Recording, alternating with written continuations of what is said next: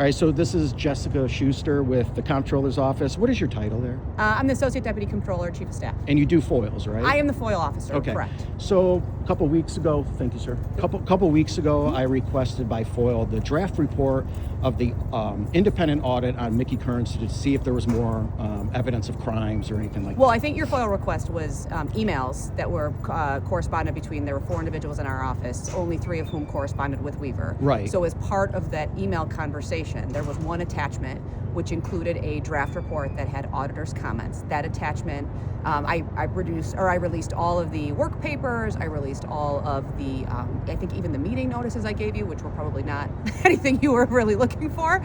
But there was one draft file that was a part of that FOIL request that was a draft of the Weaver report, which was the forensic audit that our office was charged to work with an outside agency by the county legislature. We were directed to work with them. Weaver was the entity that was granted the RFP.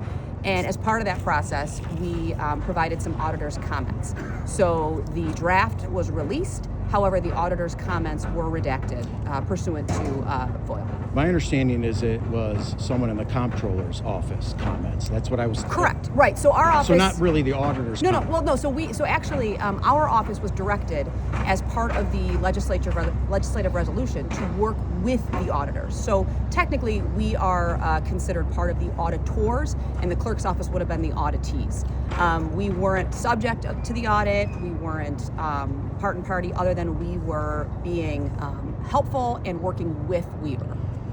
So you use an exemption, intra-agency material. Correct. I'm not going to say that the law isn't on your side.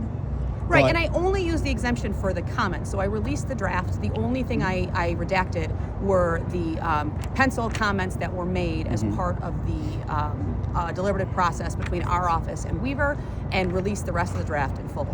So Jessica, just because an exemption exists doesn't mean the government has to use that exemption.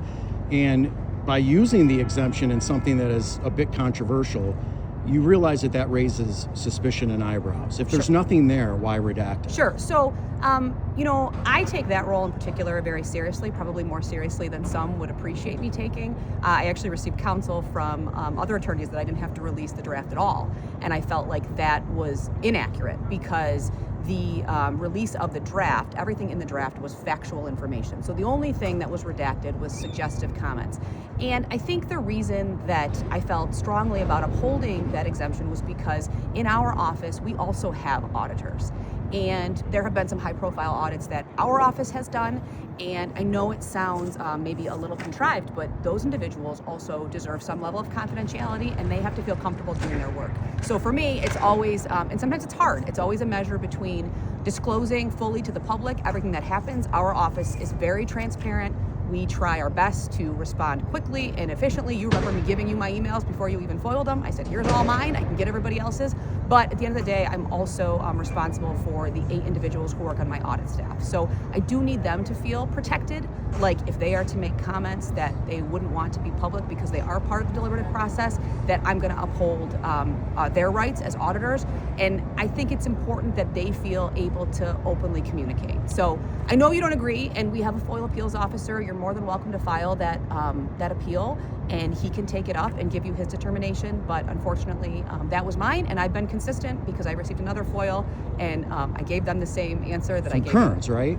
From the first deputy county clerk, correct. So Kearns, right? Kearns' office? It was his office, And yes. you gave him a redacted copy too? I gave him the same thing I gave you. And the report is about his office? You didn't think there was like a slight... I believe they have the draft copy. So they have the draft. Unredacted? Correct. They have the unredacted draft. They do? They don't? No, they don't have my unredacted. I'm sorry. They have the draft that Weaver provided, which is what is factual, which is what I released to them. But it has the redactions that I have? Correct. Okay. It was the same copy. Right. Yep. All absolutely. Right. Are you guys trying to hide anything in those redactions? Absolutely not. Our office is, if you'll remember how this all started, it was our office finding a crook in the clerk's office. That person's behind bars. This report and any other report from the Office of the State Comptroller or the Erie County Sheriff's Office, everyone has fully validated and vindicated our findings. We have nothing to hide over this. There is nothing controversial in our staff as auditors participating with an external agency who is also charged with auditing. And so, no. Okay. All right.